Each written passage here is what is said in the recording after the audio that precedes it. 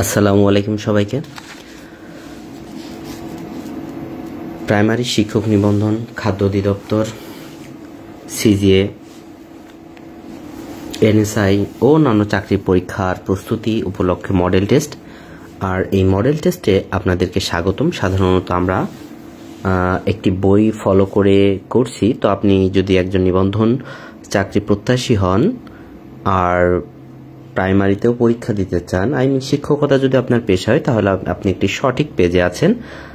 তবে আমরা বলে রাখি, উল্লেখ্য যে এই ক্লাসগুলো সিজিএর জন্য প্রযোজ্য, অন্যান্য চাকরির জন্য প্রযোজ্য। তো আসলে শিক্ষার তো কোনো শেষ নেই। তো আপনারা দেখে থাকবেন এই প্রশ্নগুলো অনেক চাকরির পরীক্ষায় এসেছে। আর আমাদের যেহেতু একটা মডেল টেস্ট, একটা বই ফলো করে চলছে, এটা 15, 16, 17 নম্বর মডেল টেস্ট পড়া দেওয়া ছিল। সেখান থেকে দেখি আপনাদের কেমন প্র্যাকটিস। আর যারা নতুন, যারা বইটি নেননি, তাদেরও কোনো অসুবিধা নেই, কারণ আমি আপনাদের জন্য সুন্দর করে এটা আলোচনা করে বুঝিয়ে দিব। যাই হোক, তবে সবার কাছে একটা নির্দেশ দেওয়া থাকবে, সেটা হচ্ছে ক্লাসটি শেয়ার দিন। আর মডেল টেস্টগুলো দেখুন, মডেল টেস্টগুলো কমেন্টে উত্তর দিন। যেহেতু আপনারা প্রথম উত্তর দিবেন, তারপরে আমি প্রত্যেকটা মডেল টেস্টে ব্যাখ্যা আকারে সহজ করে বুঝিয়ে দিব।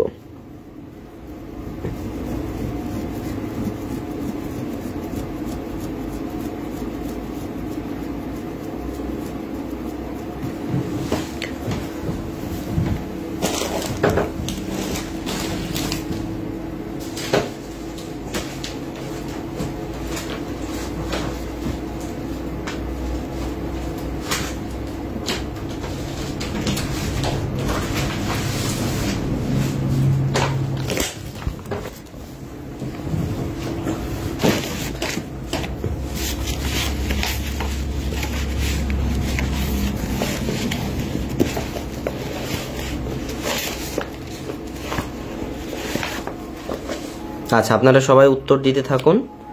আমি অবশ্য এখনো দেখছি আপনাদের।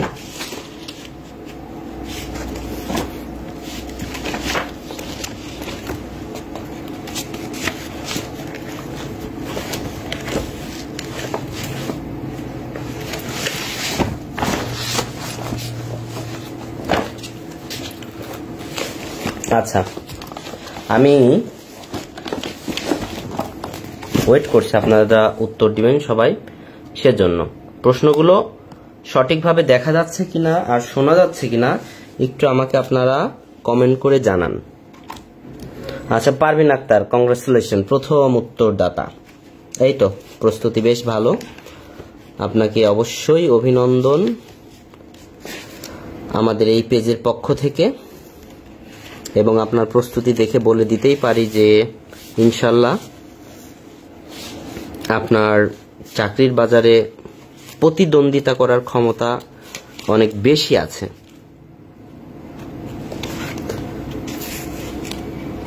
আর সবাই জেনে গেছেন যে আগামী মাসে একটা পরীক্ষা হতে চলেছে। একটা না, অনেকগুলো পরীক্ষা হবে। ওয়ান অফ দেম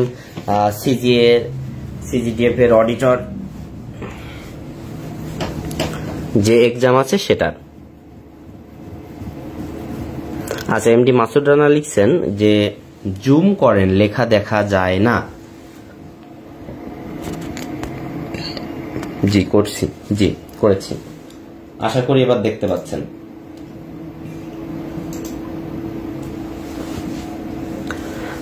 আমরা প্রত্যেকটি প্রশ্নের উত্তর সঠিকভাবে, সুন্দরভাবে বুঝিয়ে দিব।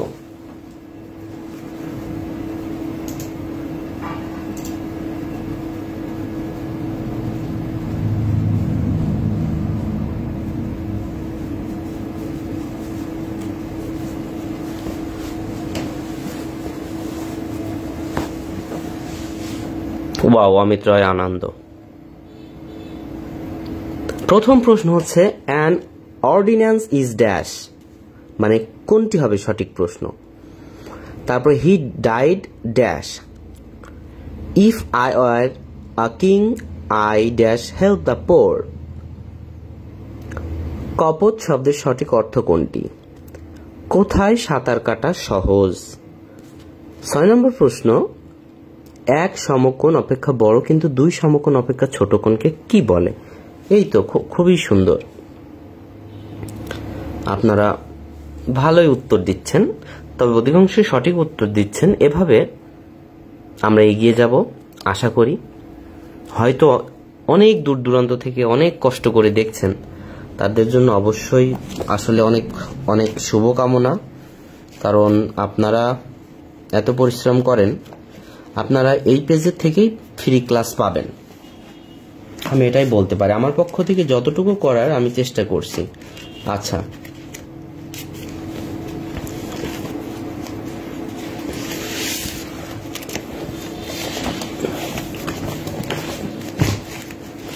আচ্ছা, একজন লিখছেন all answer B. All answer B কি অল অ্যান্সার সি নাকি ডি, দেখা যাক কি হয়। তো কলম কোথায়? আচ্ছা, তাহলে এবার আমি শুরু করি উত্তর দেওয়া। ওকে, শেয়ার করে রাখবেন। এখন কারো মনটা খারাপ থাকলে, অ্যাংরি মোডে থাকলে পরে দেখে নেবেন। আর ছোট বড় ভাই বেরাদার থাকলে, বোন থাকলে, বান্ধবী থাকলে তাদেরও বলবেন যে এখানে ফ্রি ক্লাস করানো হয়, ক্লাস চলবে। আচ্ছা, অ্যান অর্ডিন্যান্স ইজ, অর্ডিন্যান্স কি? অর্ডিন্যান্স হচ্ছে আইন, ল। এটা হচ্ছে সঠিক উত্তর। অর্ডিন্যান্স কিন্তু বইও নয়, নিউজ পেপার অর্থাৎ পত্রিকায় নয়, ম্যানুস্ক্রিপ্ট অর্থ মনুষ্য লিখিত পাণ্ডুলিপি সেটাও নয়। অর্থাৎ পাণ্ডুলিপি বলতে কি বোঝায়? যেমন ধরেন, আমি এই যে খাদ্য অধিদপ্তরে যে সাজেশন করেছিলাম, এটা যদি জুম করি তো প্রথমে আমাদের পাণ্ডুলিপি করা হয়, এটা পার্ট পার্ট করে, বাংলা, ইংরেজি,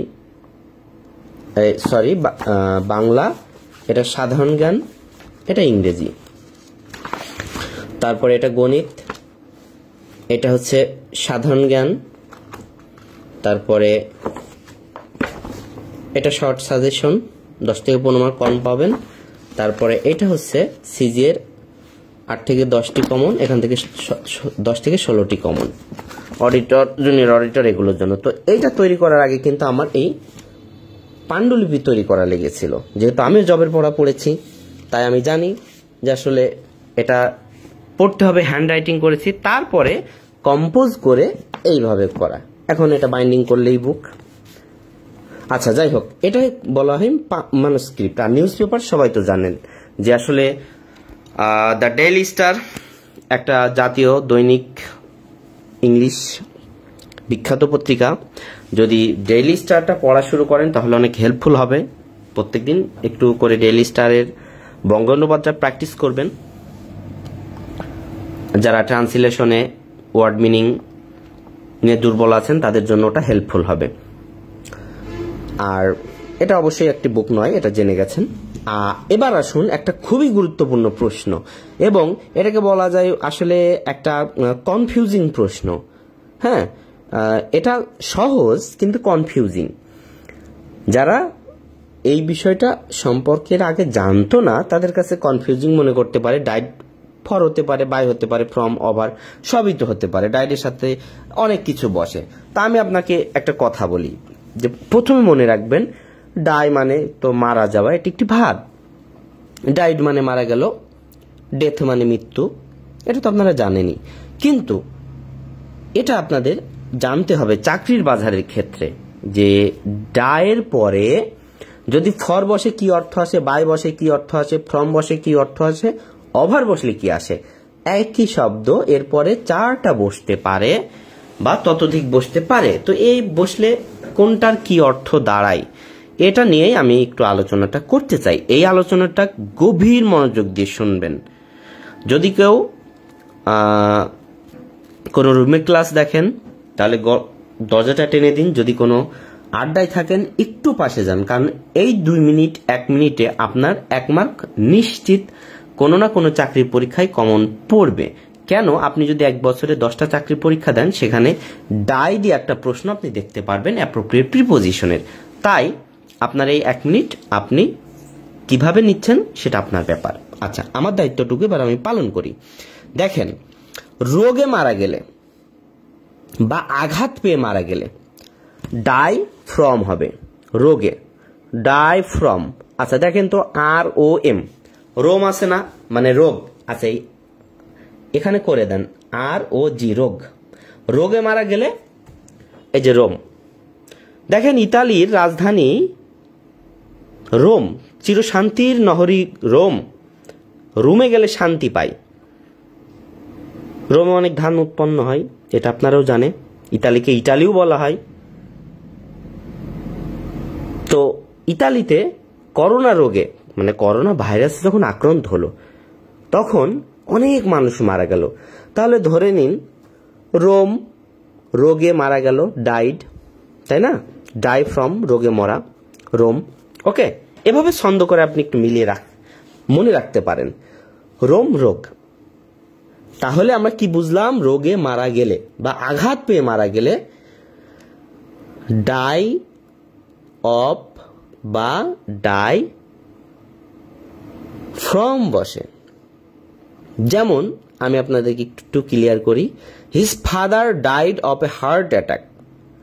died of a heart attack, তাহলে তার বাবা হার্ট অ্যাটাকে মারা গেল। অর্থাৎ এখানে ডায়ের সাথে যদি অফ বসে তাহলে একটা রোগের কথা বোঝাচ্ছে, তাই না? বা আচ্ছা, বা আঘাত পেয়ে মারা গেল। The man died from cancer বা কলেরিয়া, মানে কলেরা। দেখা যাচ্ছে কেউ মারা গেল কলেরায়, তাহলে সেক্ষেত্রে দ্য ম্যান ডাইড ফ্রম কি? ক্যান্সার বা কলেরা। আচ্ছা, এখানে দেখেন আঘাত পেয়ে কথা বলা হচ্ছে। He died from the injury. Injury বলে না, ইনজুরি টেপ আছে। অনেকেই ছোটবেলায় শখের বসে ওই কিনেছেন 1-2 টাকা দিয়ে, হাতে লাগিয়ে রাখতেন, পায়ে লাগিয়ে রাখতেন। এটা কোনো ম্যাজিক নয়, এটা সবাই করেছে, আমিও করেছি। যাই হোক, যে আমি আঘাত পেয়েছি এটা বোঝাতে, কিন্তু আসলে কিছুই হয়নি। তো যাই হোক, ইনজুরি এটা কি বোঝাচ্ছে? আঘাতগ্রস্ত, পক্ষাঘাতগ্রস্ত, আঘাত পেয়েছেন। যেমন আমরা দেখি আমাদের অনেক ক্রিকেট প্লেয়ার আছেন যারা ইনজুরি নিয়ে খেলা করেন, অর্থাৎ আঘাত পেয়েও খেলা করেন। আচ্ছা যাই হোক, এবার গেল ডাই অফ বা ফ্রম। দ্বিতীয় নাম্বারে আসুন, যে কোনো অ্যাক্সিডেন্টে মারা গেলে ইন বসবে। যেমন many people die in an accident, তাহলে ডাই ইন কি? ডাই ইন, এটা কি? অ্যাক্সিডেন্ট। অ্যাক্সিডেন্ট অর্থাৎ অ্যাক্সিডেন্টে মারা গেলে হবে ডাই ইন, দুর্ঘটনা। এটা একটা গেল। তারপরে দেখেন যে আপনি যদি এখানে আবার একটা ব্যাপার আছে যে he die in a car crash. তো এখানে ডাইড বাই দিলে কিন্তু ভুল হবে। যেমন he died by a car crash, এটা দিলে ভুল, কিন্তু ডাইড বাই হয় না, ডাইড ইন। অ্যাক্সিডেন্টে মারা গেলেই ডাইড ইন। ধরেন কেউ গাড়ির মধ্যে বসে আছে, মধ্য, তাহলে ইন মানে মধ্য, গাড়ির মধ্যে কল্পনা করুন একজন বসে আছে, আল্লাহ না করুক কেউ যেন মারা না যায়। যদি আমাদের এই অ্যাক্সিডেন্টে কেউ না কেউ মারা যায় পৃথিবীর কোথাও না কোথাও, প্রাইভেট কার দুর্ঘটনায়, তাহলে কারের মধ্যে বসে থাকলে সেটা তো বলতেই পারি ইন, কারের মধ্যে আছে, কারটা যাচ্ছে, অ্যাক্সিডেন্ট করলো, মারা গেল, তাহলে ডাই ইন। মধ্যে, কারের মধ্যে মারা গেল, ডাই ইন অ্যাক্সিডেন্ট, কিংবা যে কোনো দুর্ঘটনায় মারা গেলেই ইন হবে। আচ্ছা, ইন্না লিল্লাহি ওয়া ইন্না ইলাইহি রাজিউন। এবার আসুন, আরেকটা, আমরা জানি আমাদের দেশটা স্বাধীনতার পুরো স্বাদ আস্বাদন করতে হয়তো পারিনি, আমাদের সিস্টেমটা হয়তো উন্নত হয়েছে, আরও উন্নত চাই। আমরা চাই বেকার ব্যবস্থার একটা অবসান ঘটুক, কমে আসুক, কারণ বেকারদেরকে এমন একটা সিস্টেমে নিয়ে সবাইকে জব দেওয়া হোক যাতে সবাই নিজের একটা আইডেন্টিটি নিয়ে বাঁচে। এবং এই দেশের আদর্শের জন্য বা এই দেশ স্বাধীন করার জন্য কিন্তু যুদ্ধ হয়েছিল 1971 সালে। 1971 সালে যুদ্ধের অনেকগুলো কারণ ছিল, তার মধ্যে একটা ছিল এই যে ডিসক্রিমিনেশন, চাকরির যে বৈষম্য। সেখানে আমাদের পূর্ব পাকিস্তানের যেই অফিসাররা নিয়োগ হতো তারা খুব কম পরিমাণে নিয়োগ পেত, আর পশ্চিম পাকিস্তানে তারা খুব বেশি নিয়োগ পেত।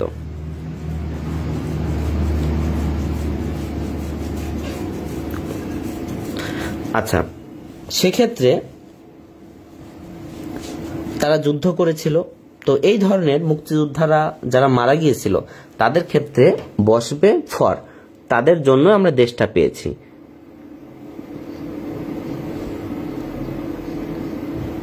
ডাই ফর মানে কোনো আদর্শিক কারণে মারা গেল, যেমন many men died in 1971 for our freedom.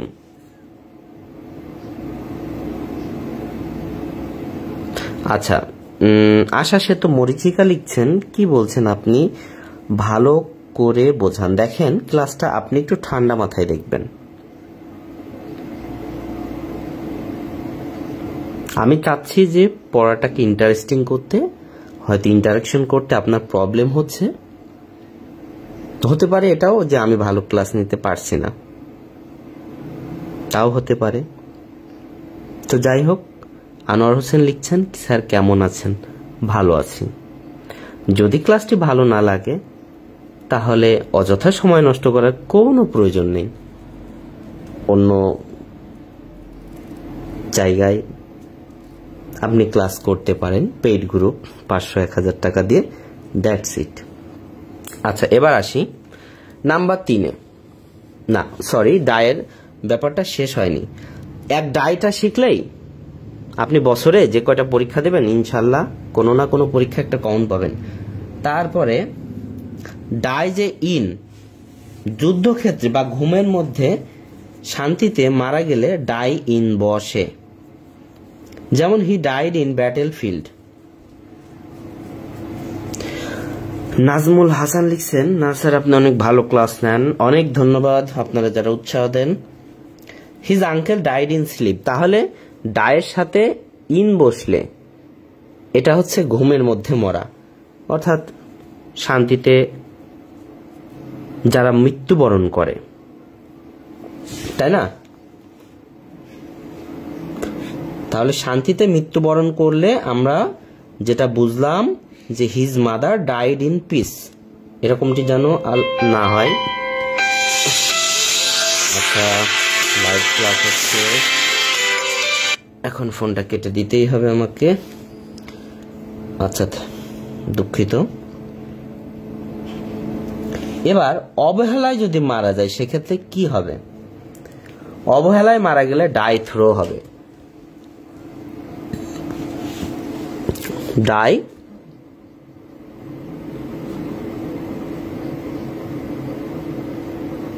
Throw হবে। তাহলে ডাই নিয়ে আমরা বেশ কিছু শিখলাম, এক ডাই নিয়েই অনেক আলোচনা করা যায়, যদিও আমি বলতে চাই যে এই ডাই নিয়ে অনেক বলা যায়।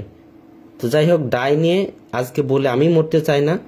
ডাইয়ের অর্থ মরা, প্রাণ হারানো, মারা যাওয়া, শ্বাস বানানো, ঠেসা, খসা, বিগত প্রাণ হওয়া, শুকাইয়া যাওয়া, দেহান্ত হওয়া, অক্কা পাওয়া, পরলোক গমন করা, মৃত্যু হওয়া, পছন্দ ঘটা, গতসু হওয়া, সারা সাগ্রহে কামনা করা, জীবন নাশ হওয়া, প্রাণ নাশ হওয়া, খরচ হওয়া, কাল হওয়া, মরে যাওয়া, শরীর পাত করা, টাসা, জীবন যাওয়া, দেহ রক্ষা করা, মাটির লওয়া, গঙ্গাপ্রাপ্ত হওয়া, দেহবসান ঘটা, দেহত্যাগ করা, অন্তর্ধান হওয়া, গত্ত হওয়া, পছন্দপ্রাপ্ত হওয়া, গোরা যাওয়া, পরলোক গমন করা, রোধে দতিত হওয়া, ইত্যাদি ইত্যাদি ইত্যাদি ইত্যাদি ইত্যাদি। এমন একটি বই লঞ্চ করব সারা বাংলাদেশের মধ্যে, ইনশাল্লাহ আপনাদের সাপোর্ট থাকলে, ভালোবাসা থাকলে সেটাই হবে বেস্ট বুক। দোয়া করবেন। রীতিমতো গবেষণা চালিয়ে যাচ্ছি ইংরেজি নিয়ে। একদিন ইনশাল্লাহ একটা ভালো বই অবশ্যই উপহার দেব ইংরেজির জন্য। সময় দেন, সেটা লাগুক 2 বছর, 3 বছর, 4 বছর, 5 বছর, 10 বছর, যাই হোক। এবার আসুন, if I war a king I dash the poor, এটা তো সবাই জানেন, উড হবে। আমি যদি রাজা হতাম তাহলে আমি কি করতাম? আমি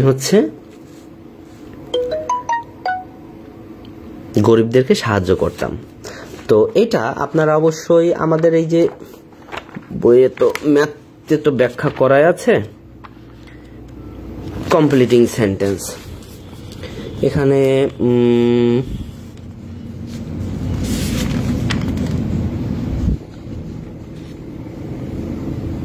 এই যে 7 নাম্বার রুলে মিলে যাচ্ছে। তো আপনাদেরকে বলে দিচ্ছি, বাংলাদেশে যত চাকরির পরীক্ষায় দেন না কেন, এখানে এই কমপ্লিটিং সেন্টেন্স থেকে 1 মার্ক আসবে। যদি না আসে আমাকে জানিয়েন, এখানে সেই কমপ্লিটিং সেন্টেন্সগুলো দেওয়া আছে, আসতেই হবে, কোনো ভুল নেই। আচ্ছা, এবার আসুন, কপোত শব্দের অর্থ কি? এটা তো অনেকেই জানেন, আসলে পত্রিকা যারা পড়েন, যে কপোত কপোতে আটক, বেরসিক জনতা কপোত কপোতে আটক করেছে। আচ্ছা, কবুতর, কপোত মানে হচ্ছে কবুতর। আচ্ছা, কোথায় সাঁতার কাটা সহজ? পুকুরে, সাগরে, নদীতে, হ্রদে, কোথায়? নাকি বাতাসে? যাই হোক, সব জায়গায় তো সাঁতার কেটেছি। সেক্ষেত্রে আমার মনে হয়েছে সাগরেই সাঁতার কাটা খুব সহজ, আর সঠিক উত্তরও কিন্তু সাগরে।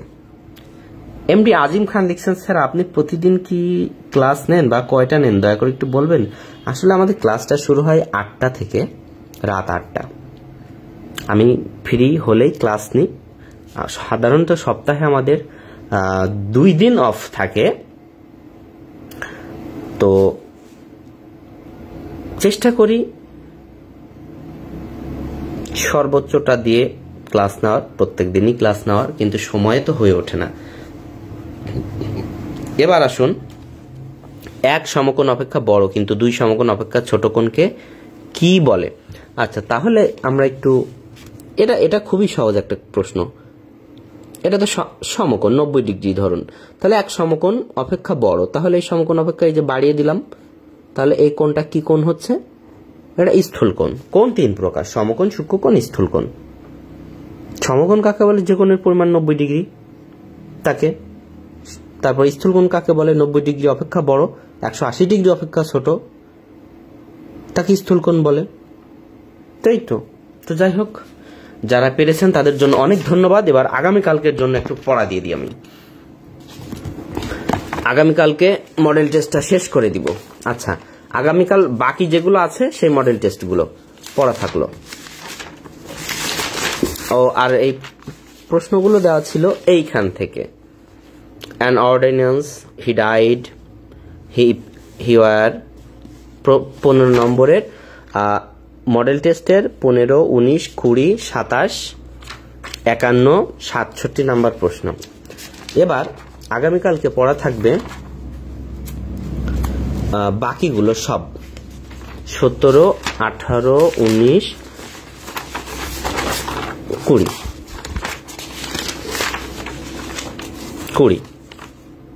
এই মডেল টেস্টগুলো আপনাদের পড়া থাকবে। ডোন্ট ওয়ারি, আমরা কিন্তু আরো আলোচনা করব, ডেসক্রিপটিভ আলোচনা এই বই থেকেই। আচ্ছা, আর এই বইটা প্রাইমারি এবং নিবন্ধনের জন্য ইনাফ।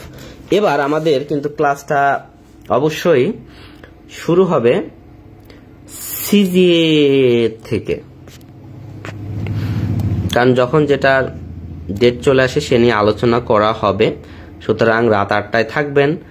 আর আপনারা যারা সফট কপি চেয়েছিলেন তাদের অনেক ধন্যবাদ।